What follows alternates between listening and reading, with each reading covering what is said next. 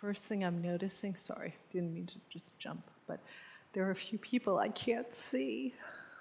Laura's one of them. Aaron's another one. And wait, who's behind Isan? Huh. Okay. So can you move in such a way that we can actually see each other?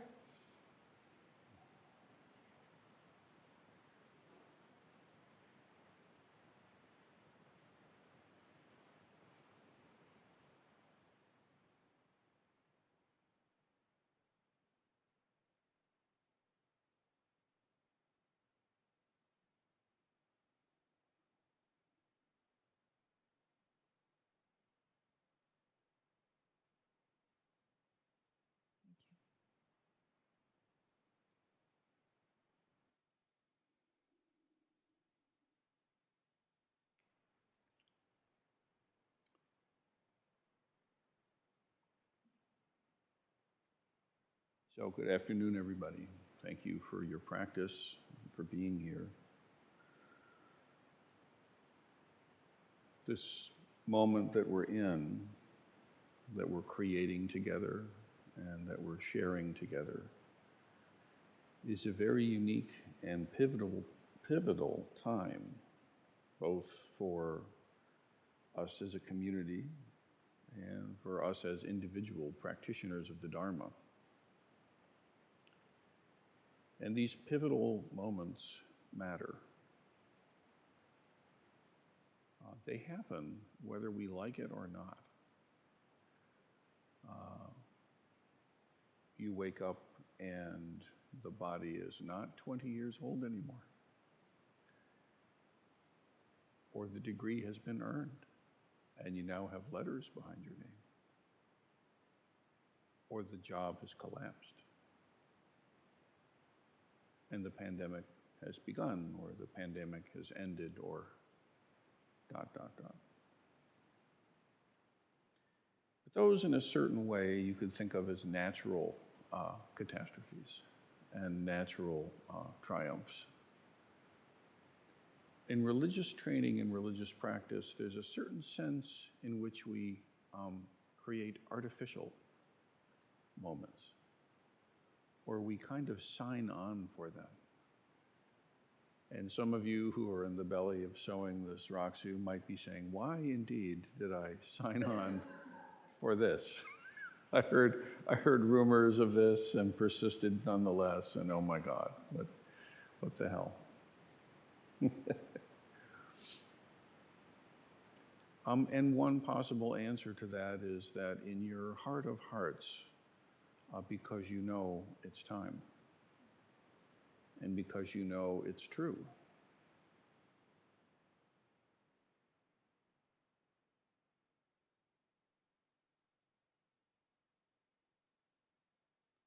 I have to say I'm so just immensely grateful for the guidance of my teachers and the teachers before them who opened a way for my practice to actually manifest. They actually held open a space and carried forward forms and ways of engaging that actually allowed something that is innate and not added from anyone else, but it allowed it to actually express. It allowed me to actually get in touch with and to experience and to deepen and to realize that I have no idea what's going on over and over again, and to tumble ever more into this wonderful thing we call the Buddha Dharma. And one of the things that's, necessary when we eventually wisen up enough is we have to sign on for something we don't entirely know what it is. You cannot. It is not possible. Any more than taking on a career or getting involved in a relationship or taking your driver's test, aspiring to learn to drive a car. You really don't know what that is yet.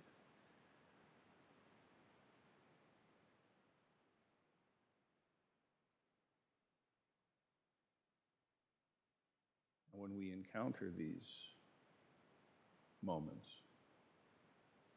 it's important to meet them authentically. This is the most important point. There are ways to take even the most significant and important rituals, rites, and moments, and just sort of like skipping a stone on top of the water, just bloop, bloop, bloop, bloop, bloop, just kind of get through it. And I encourage you not to just get through it. Well, maybe parts. But really let the stone drop all the way to the bottom. We began the first evening with some comments about the layman Pong. You may recall, a number of us seem to have found that something of use. I'll cite it here again.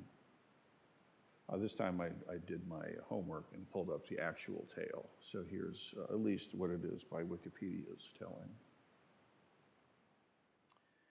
The Pong family was something in the later part of the 9th century, 8th century as I recall it. And the three of them were at home. The story begins this way. The layman was sitting on his thatched cottage one day, studying the sutras. Difficult, difficult, he said. Like trying to scatter 10 measures of sesame seed all over a tree.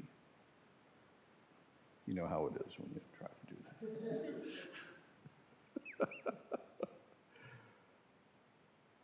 Easy, easy, Mrs. Pong said, like touching your feet to the ground when you get out of bed. I've spoken like someone who's never had plantar fasciitis. Neither difficult nor easy, the daughter said. On the 100 grass tips, the great master's meaning, pure and clear.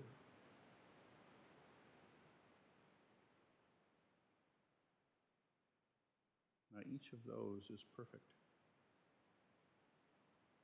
Each of those is just right.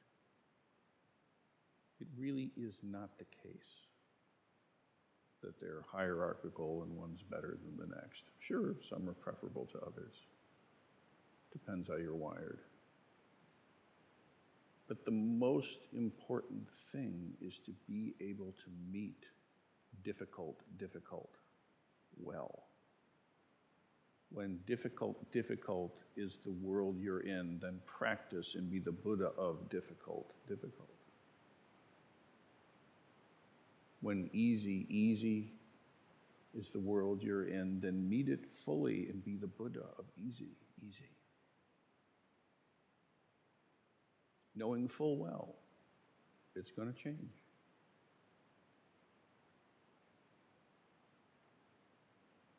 And when you meet the moment of neither difficult nor easy, be the Buddha of that. And this is, hopefully, all of these are to be understood not as states to attain and perfect, but simply ways of being in the world to meet authentically and purely and truly and to not cling. Don't be surprised when it's easy. Don't be surprised when it's difficult. Simply meet that moment. Be the Buddha of that moment. Give up any hope of trying to make it always pleasant. And be free. Pleasant will come. You really have nothing to do with it. It just happens.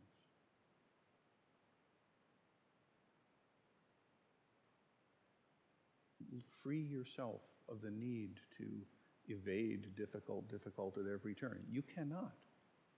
You've never been able to. Simply drop the idea that that's an option, that somehow if you could just figure it out, you could access. You cannot. Difficult arises of itself. It's got nothing to do with you. Your job is simply to meet it well. Do you understand? Is it not crazy making to keep holding yourself to a standard which is literally impossible? I keep expecting myself to fall up when I jump off the building. What's wrong with me? No, that's not how this works.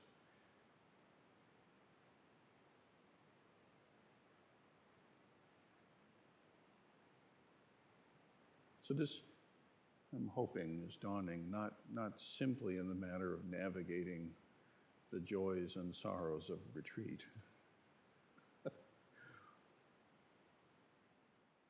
but actually the joys and sorrows of when this retreat is over. Because it will be. You're going to blink your eyes twice, maybe 3 times.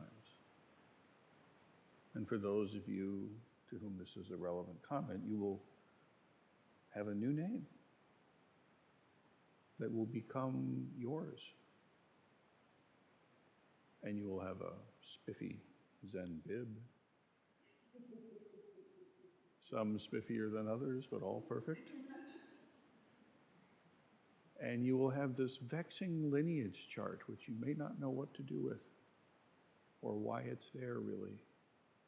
But these treasures really you will take with you back into whatever karmic unfolding awaits. And each of us in this room right now and those listening, we all have a full menu ahead of catastrophes and triumphs, of known and unknown, expected and unexpected. The full catastrophe is upon you. And thank goodness. It's delicious. Don't miss a second of it. The whole thing is precious. And yet, for us to be able to actually realize that fact, no matter what happens, not dependent on everything going the right way because you did all the right things, not depending on that, depending on your own Buddha nature, which you can actually take refuge in. Then you see that these totems and items and monikers, markers of transition, you had them long before you ever heard of the Buddhist Temple of Toledo. And yet, sitting here today, you haven't received them yet.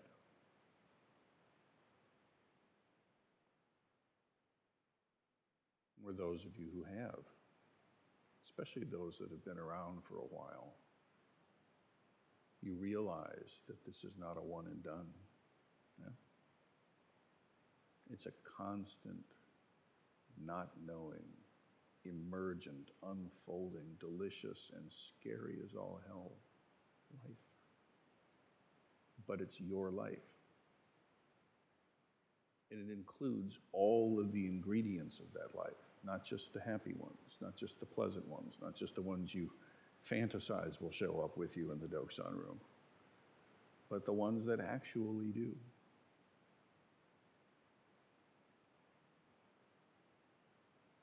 Difficult. Yes. Yes, dear one, difficult. Easy. Yeah, easy. Neither difficult nor easy. Just so. Don't cling to either.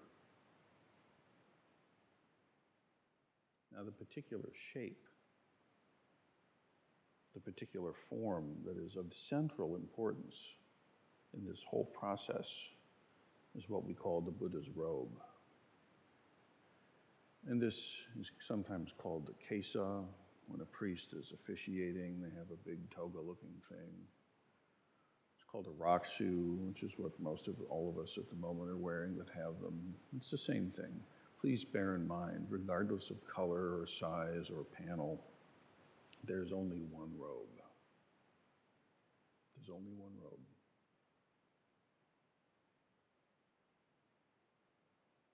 But this fabric, this cloth thing, it seems a stupid thing. It seems a silly thing, like a doily. Who cares about it? Or perhaps like a dangerous thing, like a flag. Who would kill on its behalf? But it's something far beyond a stupid doily or a flag you better salute to or we'll line you up against the wall and shoot you. It's something much deeper. It's your own blood and body. It's your own mind. It's the mind and body you had before your parents were born, before this great earth had even formed. And yet, it's a simple piece of cloth. Well, not so simple. Now, there's a case.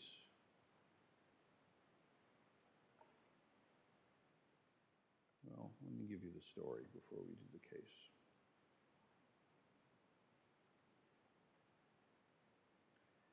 You should know that this transmission of the robe comes to us through our connection to the Zen lineage and specifically to Master Dogen. He was a 12th, 13th century mystic, brought the teachings from China to Japan, cultivated them.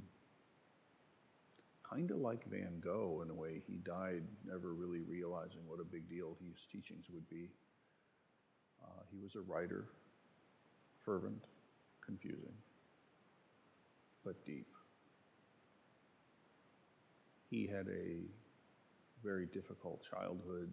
His mother died when he was quite young. The father was never really in the picture, which means probably he was an aristocrat of some kind. In a relationship that shouldn't officially have happened. But he had some aptitude for the letters and the words, and he began training.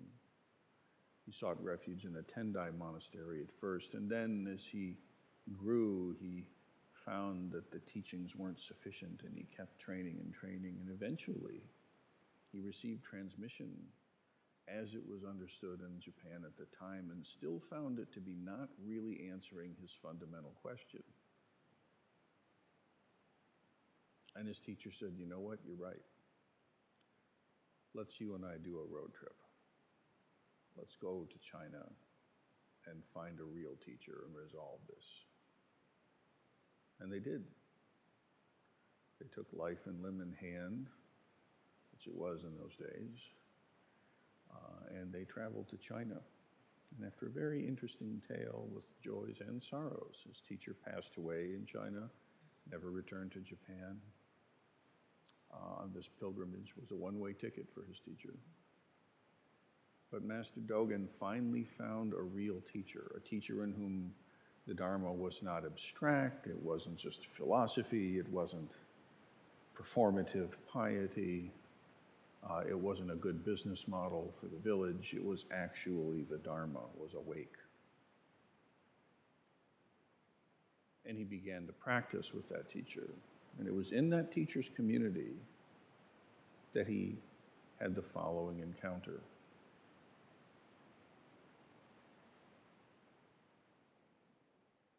Keisa Kodoku from the Shobo Genzo. Dogen says, during my stay in Sung, China, when I was making efforts on the long platform means like it's sesshin, being on retreat. And that's because this is an American style zendo we have here where we chant and we sit and we eat all in the same large hall. In the tradition that he encountered, you'd have a separate hall, much smaller, maybe suitable for 5 to a dozen at most. And they're up on platforms, and that's where they do the zazen, also where they sleep.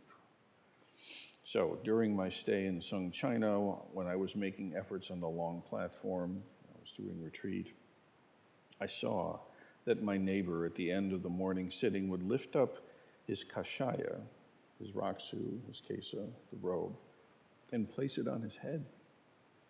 And then, holding his hands together in veneration, he would recite the verse. The verse of the kesa was this: Daisai Geidatsu Fuku, Muso Fudokene, Hibu no Yurai Kyo Kodo Sho Shujo, which is vast as the robe of liberation, formless field of benefaction. I wear the Tathagata's teaching, saving all sentient beings, as we say it in our community.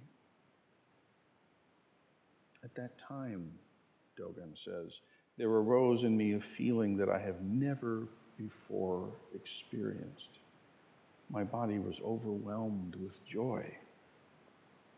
Tears of gratitude secretly fell and soaked the collar of my robe. The reason was that when I had read the sutras previously, I had noticed sentences about humbly receiving the robe on the head, but I had not clarified the standard of this behavior. Seeing it done now, before my very eyes, I was completely overjoyed. I thought to myself, it's a pity that when I was in my homeland, there was no master to teach this, no good friend to recommend it. How could I not regret? How could I not regret passing so much time in vain? Now that at last I am seeing and hearing it, I can rejoice in past good conduct. If I had vainly stayed in my home country, how could I have sat next to this treasure of a practitioner who's received the transmission of and who wears the Buddha's robe itself?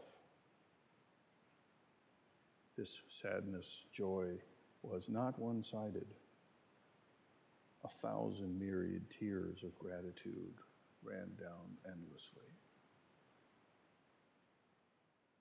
These words coming across centuries,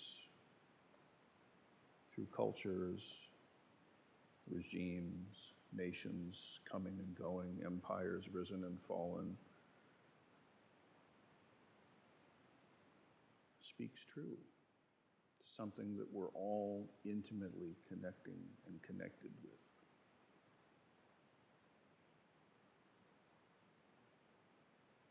It's so rare to actually encounter the Dharma. It's even rarer to be able to recognize it, even faintly. That's why he says that thing about recognizing his former good conduct. He's saying, because of my past good efforts, I can finally see something like this. And so a lot of your friends and family will know with great certainty that you are in fact crazy. I always knew they were a little crazy, and here's the proof. And you know they're not wrong. But what kind of crazy is this that enables you to actually see in some way, to resonate in some very real way with what's going on? Now, the danger in the story I tell is you might say, well, geez, I didn't have tears weeping down my cheeks silently. I must not make the grade. Please don't read it that way. It's as different as Coltrane from Sonny Rollins. You sound like how you sound, okay? You don't have to cry when the verse of the Kesa happens. You may not. That isn't the point. It might be that somehow, even with your skeptical, ironically distant, materialist mind, you can't keep away from the Dharma. I can't believe it. I'm actually doing this. It might be that as soon as you heard the bell the first time, you just have been crying ever since. It could be.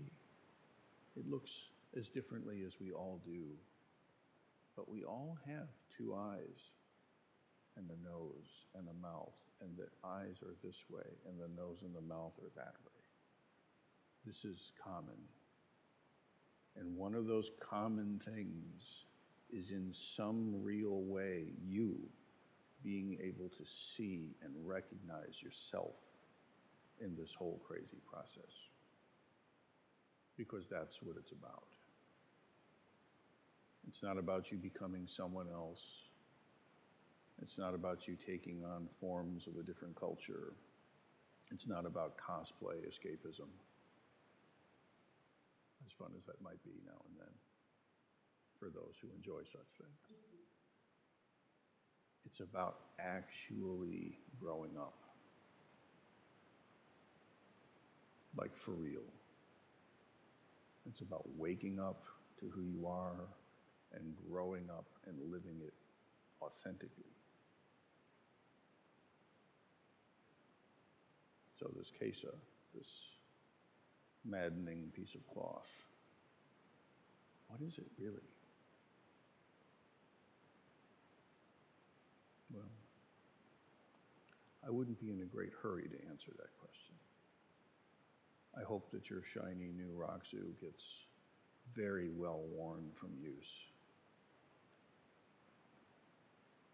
It's in the wearing and in the using and in the care of it and the respect and veneration for the Buddha's robe that you're able to more and more unlock your true self, that you're able to actually trust yourself. May it be so.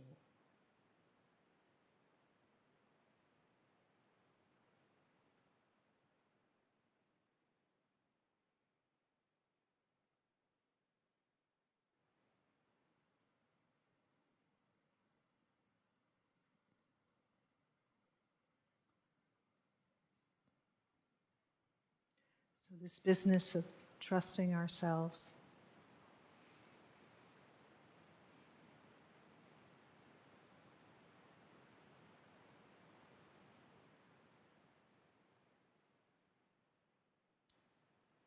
There's a koan about the robe. It goes, the world is vast and wide. Why do you put on... It's going to fall apart on you. Yes. That does take both hands, sorry. That's okay. Got it? Yeah. Why do you put on your 7-piece robe at the sound of the bell? I just want to show you this book. Yeah, careful. This is a well-worn robe.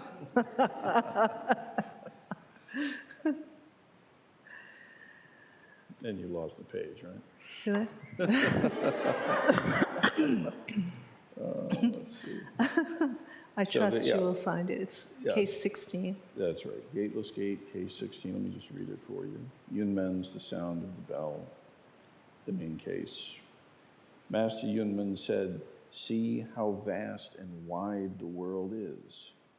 Why do you put on your 7-piece robe at the sound of the bell?" That's the case. Yes. So, like right away, this is such a resonant little couple of sentences, is it not? And just to let that even land in your heart mind. You know, the world is vast and wide.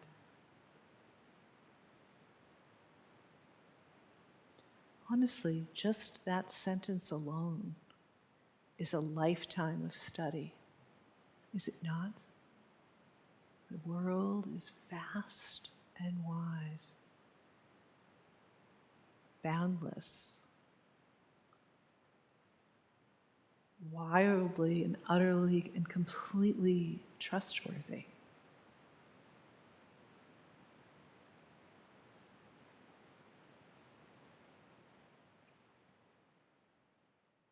Clear and pure.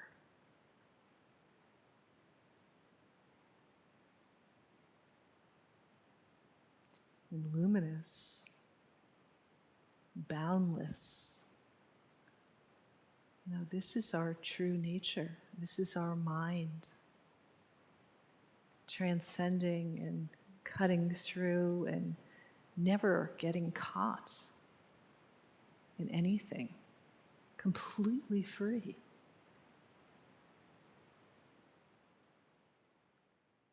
We really do spend a lifetime studying this one line. The world is vast and wide.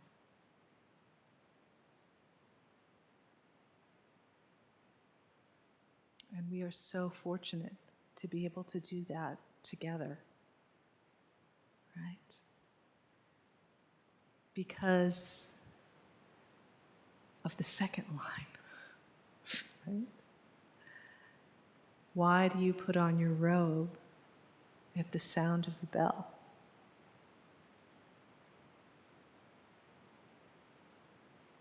If everything is this complete, great perfection,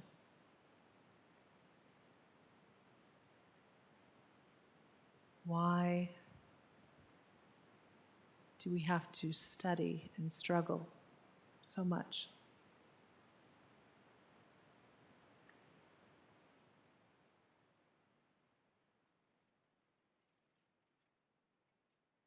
Why do we have to keep immersing ourselves over and over and over again in this vast and wideness?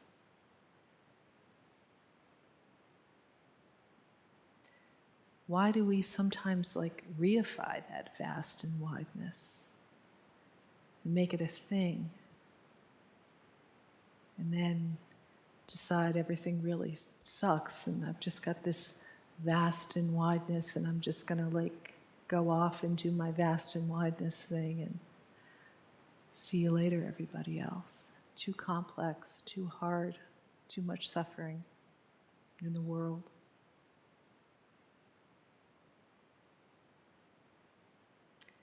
It has to do with this bell, and it has to do with this robe, and it has to do with each other. And that line that Unmun was Dogen was quoting, I had yet to see for myself the standard of practice, right? Well, we are the standard of practice. And parenthetically, when you put on that robe that you're making, now everybody's going to look at you as the standard of practice. So you better get it right.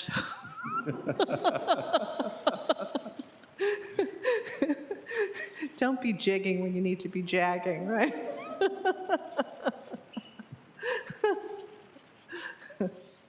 Something about this living together, is it not the most wonderful, kind of annoying thing at the same time? It's just so delicious to be working together and just experiencing everyone's heart and everyone's mind. And we're all so unique. And some of us are really good sewers, and some of us are not so good. And somehow together, we're creating this incredible thing called the Roxu, right? And we're sewing ourselves into each other. Isn't that just such a wonderful, precious thing? And we're doing it without a lot of the BS. I have to admit, I was just somewhere where I heard some BS, some spiritual, religious BS. And I was a little annoyed, I have to admit.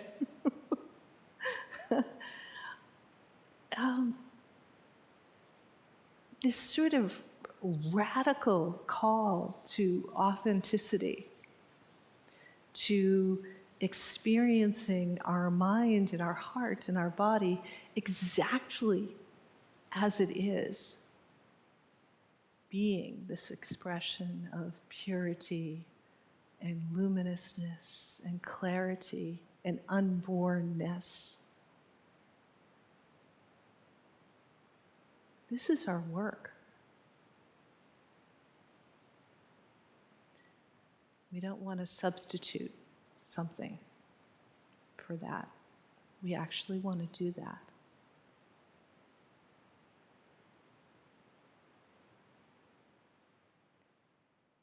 To relieve our own suffering, but mostly to relieve the suffering of others. Because when we're showing up in an inauthentic way, in a BS kind of way, we are really contributing to the problem.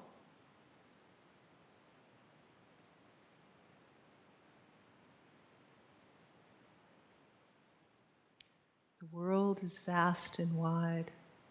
And in that study is like, okay, this is the path to authenticity.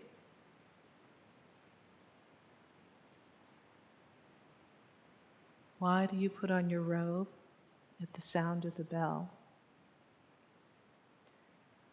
Well, putting on the robe, the Buddha's teachings, is like saying, there now in all kind of shitty, negative, awful karma.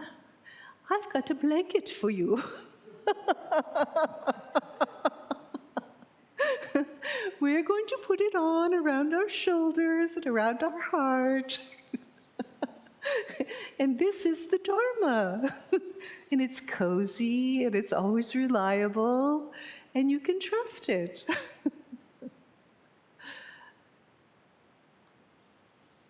This is how many other things in the world can you utterly and completely trust? For real. How many other things in the world always disappoint you, always let you down, or are never enough? This practice is bottomless. This practice is vast and wide. We cannot reach the edge of this practice. And it always meets us exactly with the same kind of intimate touch that this robe touching our body does.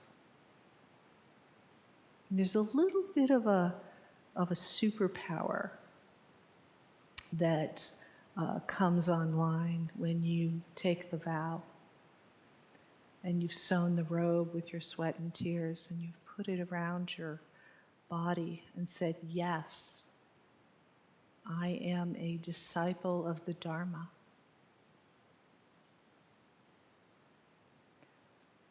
I've totally reversed that momentum of the karma of my life running over everything.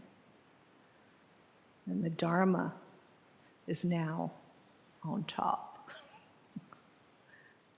Right?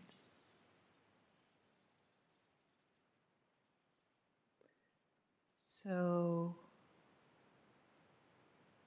what about that bell, right? Is it just simply that, like, kind of like troop movement? Oh, the bell rang, we got to do this. Oh, the bell rang, we got to do that. Or is that something in that sounding of the bell that is actually calling us into our Buddha nature? Actually calling as our Buddha nature. Can you hear it when the bell sounds? Do you hear it? Do you feel it when the bell sounds?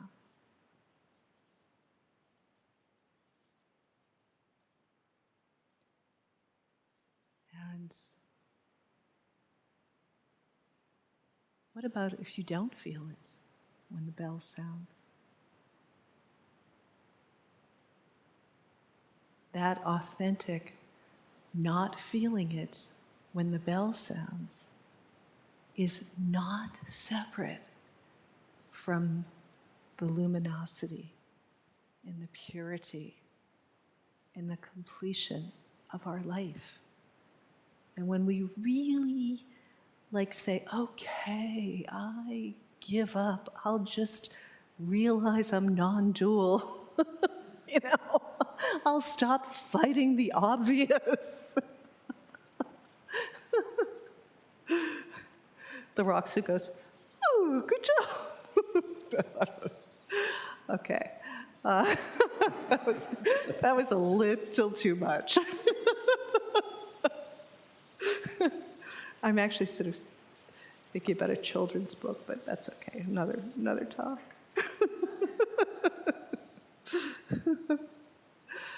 Oh. You know, I still remember my first session. My legs were on fire, my mind was on fire, everything was totally on fire. I was in excruciating pain, and I had to clean the bathrooms like every single time. And there was a guy there who was just having some problems.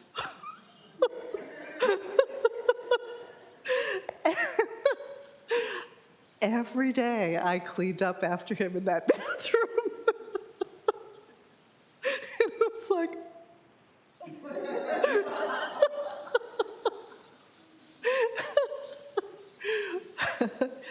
and I got yelled at so many times. I got yelled at for not like drying off the bathroom floor after I washed it, because I left it like totally like a wet puddle slick, so everybody would just slip and fall. But I didn't know, you know.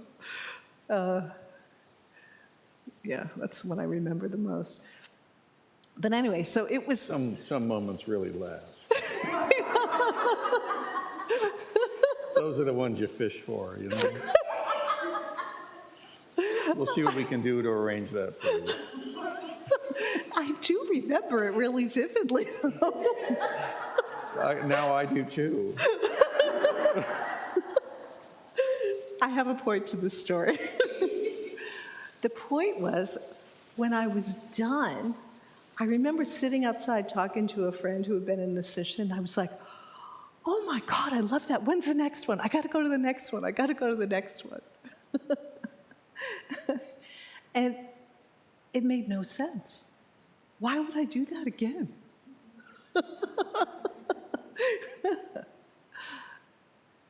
But of course, any of us who have heard the sound of the bell and are sewing our Roxu know exactly why I would say, I have to do that again. I have to get back there.